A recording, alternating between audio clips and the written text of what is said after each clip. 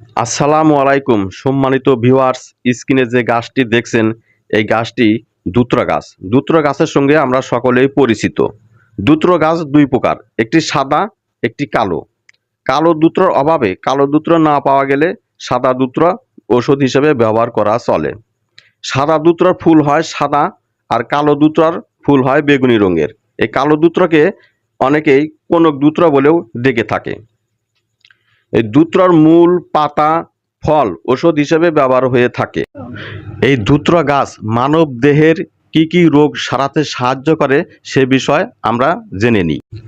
নম্বর 1, শরীরের কোনো জায়গায় আঘাত লেগে, চোট লেগে, ফুলে গেলে বা ব্যথা হলে দুত্রার পাতা পেষণ করে সঙ্গে তারপিন তেল মিশ্রণ করে সেই ব্যথা স্থান বা ফুলে যাওয়া স্থানে প্রলেপ দিলে দ্রুত ব্যথা বা ফুলে যাওয়া সেরে যায়। নম্বর